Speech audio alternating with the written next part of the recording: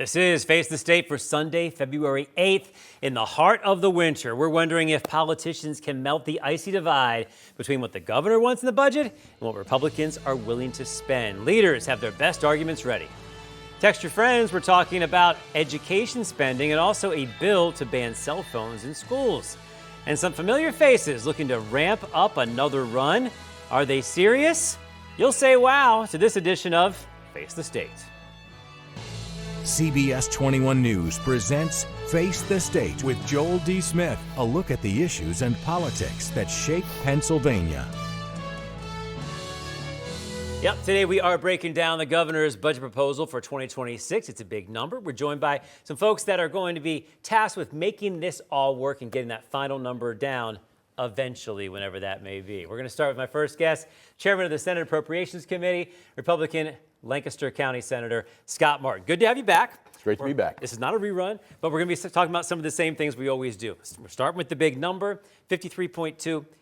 Were you surprised by the number? It's about 5% up from last year. Yeah, listen, it's no secret. You've heard me plenty of times talk about the state structural deficit, the dwindling money that we have in reserves, and the importance of the rainy day fund that we have. And so I was a little taken aback by a 5.4% increase. And given the fact that the structural deficit is going, in theoretically, is about $5 billion, to think that we would have a proposal to increase spending by $2.7 billion was a little bit of a shock. Is that simply like when you're negotiating a contract, let's say, I want to get paid X, so I'm going to ask for a number above that, and I'll settle for X. Do you think that's what's happening here? Well, very well could be, but as someone who's been involved in negotiations, there's consistently a fight to spend more than what we have. And at the end of the day, whether you want to start here or start here, the reality of math is the fact that the governor's proposal would call for about $4.7 billion to be removed from that rainy day fund. Oh, yeah. But if he doesn't get those three controversial items which Harrisburg has grappled with, namely adult use cannabis, weed, games of skill, and combined reporting, you're talking about another $1.9 billion, which is, so if it doesn't happen, you're talking about completely extinguishing the complete rainy day fund, which leads to massive tax increases the following year. Right. Last year, that was also a hope as revenue. Never happened. So that just brings down your number immediately if you're the governor. So let's get back to the biggest question the Democrats will have for you is going, and you're going to ask the question later that I'll have for them. But the question to you is, okay, if you say this number is not right, you got to cut somewhere. So have you designated what you think is worth cutting from the budget that the governor's thrown out there? Oh, 1,000%. Matter of fact, we led right out of the get-go with issues to rein in a number one cost driver in Pennsylvania, which is Medicaid spending. When you add into it, everyone's well aware that our demographic challenges have led to a severe downturn in the number of kids in our schools, the kids in our colleges. You saw that we have built into the budget, even though they claim they're saving $100 million, they're asking for a $140 million increase in the Department of Corrections, even though there's still 6,000 extra beds not being utilized. So I'll never buy anyone's argument that there aren't places that we need to right size, rein in, and maybe even increase in other areas as we age and long-term care kind of things. But there's always those areas we can do things better. And the funny part is, no matter where the demographics go or the need or utilization's going, they tend to want to give even more money into those areas, and that's not working. Let's hear from the governor right here, and you can respond afterwards. Something else he said. So my budget doesn't raise taxes. In fact, it continues to cut taxes, and it doesn't require a broad-based tax increase today, tomorrow, or at any point in the next 5 years. Listen, I know how this works. I know some of you are going to try and score political points by saying it does, but just by saying it doesn't make it true. Okay, he says no tax increase for the next 5 years. Is that right? Listen, if anyone who watched our appropriations hearings and even running through our financial statements, even with the budget secretaries, this governor has a habit of overestimating revenues and then on top of it, underestimating what our spending would be. As a matter of fact, as we sit here today, last year he said the budget would only increase by about $500 million. He's asking for another $2.7 billion. We actually, over that same period of time that you're talking about, believe there's about a $20 billion gap and from what he is stating. It also can be a little irritating as he talks about cutting taxes, is that corporate net income tax phase down and reduction actually occurred under Governor Wolf in agreement with us, and that phase down is continuing. But they increasing how fast it's going, though? No, they didn't have that in this budget. But my point being is this. We are fast tracking the Commonwealth in his own budget. Let's just say it's just the 4.6 and he gets all those other revenue sources he's talking about. That's a one-time source of revenue. That means next year, you got to replace that entire 4.6 that you just took out of the rainy day fund into recurring. That's a massive tax increase. I mean, it sounds like that's a no-go for you. The rainy day fund being used as a source of revenue, basically. Well, yeah, and you listen to the governor's budget address. How many times did you hear him talk about the fact of all the money in our positive bond rating, saving money with debt? Matter of fact, with his $1 billion bond issuance, he talked about that we wouldn't pay back till 28, 29, which is interesting. He touted these things. So the very thing that he's trying to take credit for in terms of the financial stability, he is completely trying to unwind with his budget proposal. So we hear your case and all that, but what does that mean this time? Does it mean we're in for another 6 months of trying to figure this out, and then you guys find another couch to shake and try to get some money out of because it took all that time, and then eventually some bureaucracy, you said you were able to rein in the last couple billion at the end? Are we in that direction again? Well, listen, every budget's going to be tough until we start seeing growth in our revenues from investments that we see. I don't want to put a timeline on it. I'm glad people are already talking. We're about to have hearings to get into the nitty-gritty of things. But at the end of the day, we have a structural deficit that we have to close, and we are a long way from just 2 years ago when you had people sitting here at this table telling you, but we have $14 billion worth to spend. So it's about $7 billion now. You know, their argument also would be, it's the people's money. How long are we going to sit on it? These are things that people need at this time, so now's the time to at least take some of that money out. Well, I kind of liken to this because we both, we have kids and stuff, and my teenager looks at my savings account and says, "Hey, Dad, I want to start spending this to start, buying a new car or something." When we're out, I said, "Son, we have this set aside in case something goes wrong, the engine fails, or things like that." It's very similar to that. We went from being one of the worst states in the country in terms of the amount of money we have in reserve, and build it up to where we're in the center of the pack. Positive outlooks, bond upgrades, refinancing debt and saving it, and they are committed to completely unwinding that. And, it doesn't make fiscal sense. And what I'm here to tell you today, and it'll be a great question to ask those colleagues when you ask them, is which major broad-based tax do they intend to raise next year in order to cover that difference? Because if they use it once, it's going to have to be there again moving forward, is what you're saying. They're resetting the numbers. Absolutely. If you use $4.6 billion out of a one-time source of revenue next year, and you use it for like education or anything like that, you have to replace that entire $4.6 billion with something because it's no longer here. And you've said it's going to be taxes, is what you say. It would absolutely have to be if we would go along with this plan. And quite frankly, what's sad is if the struggle we've had with weed and all these other things that he's been proposing. These are long-time controversial issues. Without that, you're talking about something closer to 6.5 and 7 billion. I have 15 seconds left. Which one's more likely to happen? Skill games and get something done with that, or marijuana? Skill games. I always feel like we're getting closer and closer in that, and hopefully it's something that we can finally put to rest. So that'll be something, maybe. All right, well, thank you very much. We're going to hear what the other side says, and I'm sure we'll hear from you in a couple months as well. Absolutely. Good to have you back. Good to have you. All right, so our discussions continue now with the man on the opposite side of Senator Martin on appropriations. The response from the Democrats, why they say, yeah, you folks need all this money out there, and we're ready to give it to you.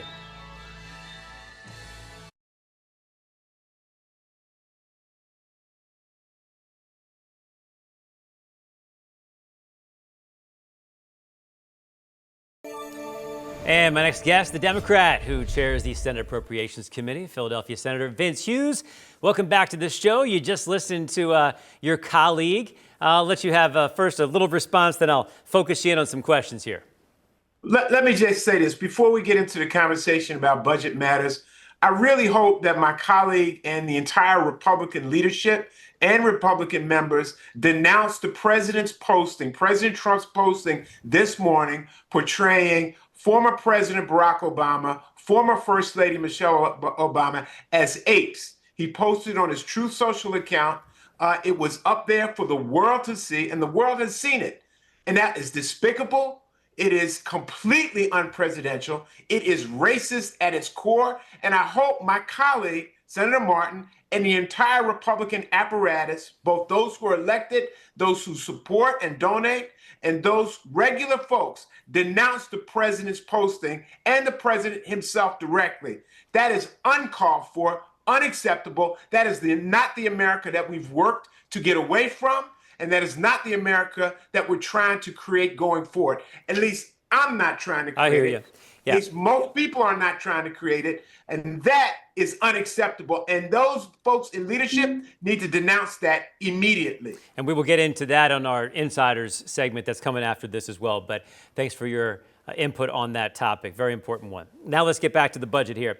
The one big question coming from Senator Barton on the budget is, if you guys go into the rainy day fund, which the governor says is part of the strategy this time with everything that wants to be spent, how would you replace that the next year if it's a big chunk that won't be there anymore? Well, the budget is made up of a series of different factors, a series of different pieces. And what Senator Martin Scott forgot to say to everybody is that there is a $417 million uptick in state revenues on top of what the governor and his budget team already projected. So we're running almost $500 million ahead with respect to new revenues. Now, we got to have serious conversations about skill games. We have to have serious conversations about adult use cannabis. I don't think Senator Martin and his team, they haven't shown an interest in being ready to have those conversations. We have to raise the minimum wage. There's several $100 million that can be yielded from raising the minimum wage. It's been since 2009 that the minimum wage hasn't increased in Pennsylvania. I got a question for you, the minimum wage. If it gets raised, what does that actually do to the budget to help? Does a couple things. It adds on it. If we started on January 1 of 2027, which is what the governor has projected, it'll yield about another $80 million in the state's coffers in tax receipts. All right. And annually, that figure increases over a full year period. But it also puts folks in a higher income class and reduces about $300 million in spending that those individuals who are making the minimum wage are utilizing state services. All right. So it's a benefit financially, putting more money in Pennsylvania's pockets, but it also reduces state expenditures on services that historically have to be provided. It would be interesting to see how that really shakes out, because a lot of people are already making above that anyway, and you're bringing up that certain number to that level. It'd be really interesting to see what the actual change would be. I've talked to them before. If it doesn't matter, just take away the talking point, raise it, and see what happens. I mean, I'm not sure what the ideology is. Well, actually, I think I am, about why we wouldn't increase the minimum wage. It is, as I said, been since 2009. And in 2009, that was done at the federal level.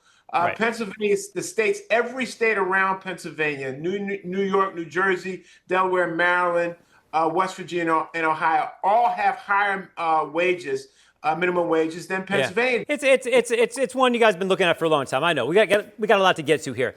The rainy day fund in itself, what number are you comfortable keeping in there? Because right now it's being used as a source of funding for this year, but it's supposed to be for emergencies. So what are you comfortable with that number being? The first recognition that has to occur is that it's raining already on Pennsylvania's people. There's a fund that exists. It's Pennsylvania state taxpayer dollars. It has about $9 billion in it. But at the same time, it's good to have a cushion. But also remember, there are people in this state, all right, like lots of folks in the country who are feeling the effects of an unresponsive federal government, of 17 million people losing health care, millions of people losing their food benefits, if you can believe that, all right? And inflation's still up, and they're suffering right now. And we need to make sure that we take care of those people while at the same time have some level of fund in the rainy day fund. But the first responsibility is not a fund that sits over here somewhere in the Treasury. The first responsibility is to the people of Pennsylvania and the pain that they're suffering from right now. That's why in the last several years, the governor and the Democrats have led the effort to provide employee child care tax credit, have been able to expand the property tax and rent rebate program to put more money back in people's pockets. About 5 different tax credit programs that we've invested in. We've got to keep that stuff going, grow the state's economy, add more resources into that. That while we don't put the rainy day fund in jeopardy, but we spend our time focusing on the real people of Pennsylvania, who in many respects, it's already raining down on them right now. Let's get to some numbers here. We looked at the projections that were in last year's budget, and it projects out for the next 5 years or so. It projected that they would need to be about $1 billion more the next year, which is now. So why is the budget that they're going for about $2 billion more than last year? Where did the extra billion come from? Well, right now, what we have is a situation, as I said, is that those projections that you saw did not take into account the actual growth that's happening in Pennsylvania's economy, largely because we made some investments through these tax credit programs by putting real money in Pennsylvania's people's pocket. And what they're doing is they're spending those dollars, driving up the economy. And as I said, we're running about $417 million above the statewide projections at this point. Okay. And that's without having the benefits of the huge tax seasons, which usually come in as we all now are paying our taxes, which are usually February, March, April, and May. And so we think we're going to do much better on the state's financial footing. That'd be nice. And if we do the kinds of things that have been projected in the governor's budget proposal, investing in people and coming to grips with the skill game conversation, the projections are we're losing about $2 billion. Well, and that is the one thing that he said has a shot. When I made it say, okay, it's this or that, he said skill games has a better chance than marijuana. We're out of time right now. I appreciate you. It's important that you guys get out there, and we know that you're fighting for the folks that vote for you. And we know that behind your voice are a lot of people that agree with you, and that's why we got to get these points out there and may the best ideas win, and hopefully you guys can figure this out. We appreciate you a lot. We'll see you next time. Thank you. All right, folks, let's see what the political insiders are going to say about all of this. We're also going to pin them down on some other things that have happened, and you heard the senator right there talking about one of them when it comes to the president and what he put out on social media.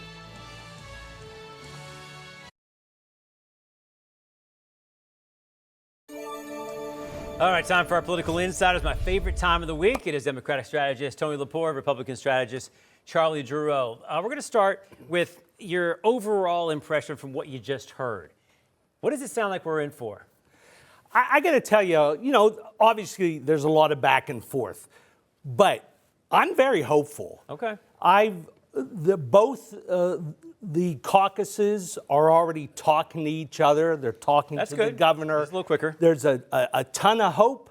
I heard Senator Martin say that there's hope. There's hope. Okay. You know what I mean? We got to get together, and that's what's going to happen. First impressions from that interview. We all love hope. I'm not sure what we're hoping for. I'm hoping for a little less spending. We have gone crazy with state spending over the course of the past couple of decades. A 65% increase in state spending since Tom Corbett left office. I want to talk about what's coming up with this cell phone ban. Seems like both sides are on top of this one, but what does it mean to have a statewide ban when it comes to cell phones in schools, as opposed to just letting each individual district, local control, decide on this? Well, it's a good thing that 15-year-olds aren't allowed to vote. That's also true, for a lot of reasons. For a lot of reasons. Yeah. But I think this really is kind of a divide between parental and kid stuff. Okay. I think it's a wise move. I really do. I think kids ought to be learning in school rather than playing in school. You have young ones? I have 2 kids, but let me tell you, something had to move. And so the Senate Republicans, along with the Senate Democrats, got together to move something. Yeah. And it shows that it can happen together. And in other school districts, it's amazing. Even the kids have agreed, we kind of like this. Getting a little break from all that stuff and the pressure of constantly being on. And it's pressure. It is.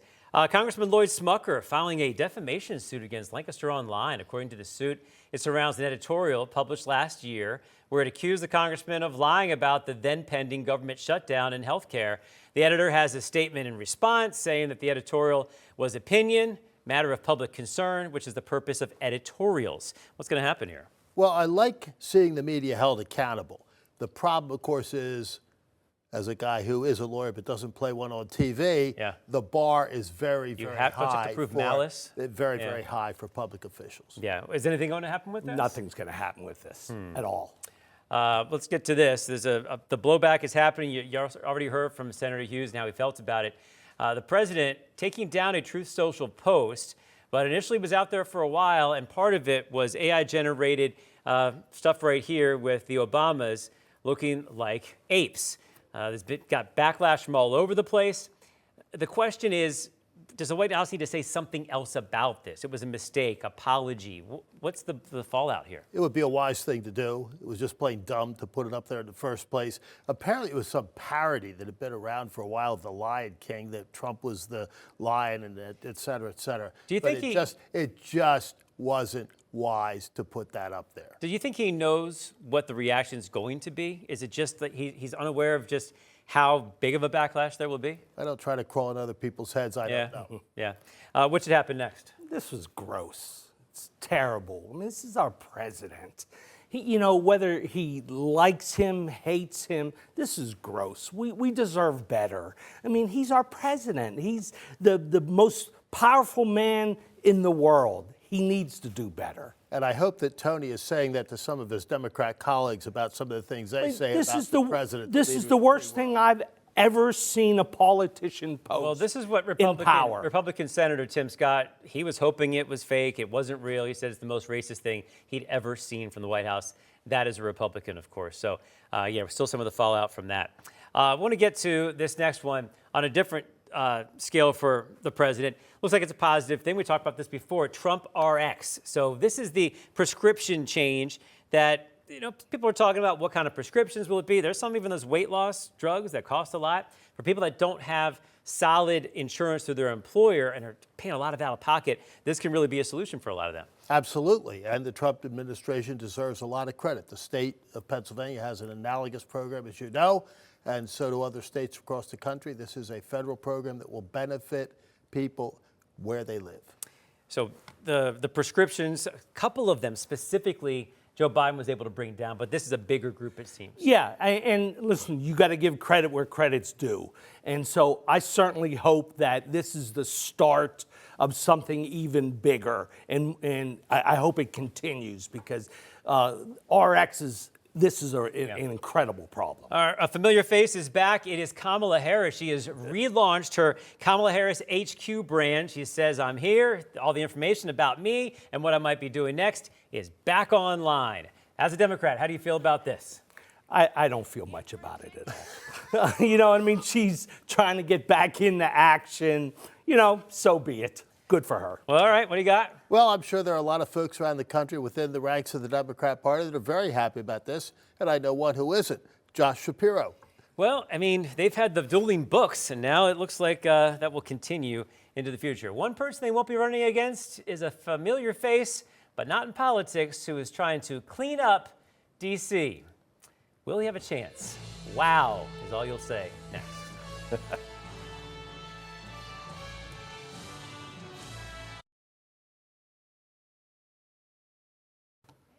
This is not an infomercial for the infamous ShamWow, but that's the guy. His name is Vince Shlomi, and he's actually running for Congress against that gentleman, 84-year-old Representative John Carter. Okay, he said he wants to clean up D.C. He's got the ShamWow right there. Does this guy have a shot? I mean, when did this guy get out of jail? I mean, geez, Liz, come on. Anyone can run nowadays, right? Mike Tyson of ShamWow. He bit the tongue off of some lady. Okay. Yeah. All right, anyone can run. We'll cover it all for you, and we'll make sure you know what's going on. Hey, Valentine's Day next week. The pink suit's coming back just in time for Charlie. Yeah.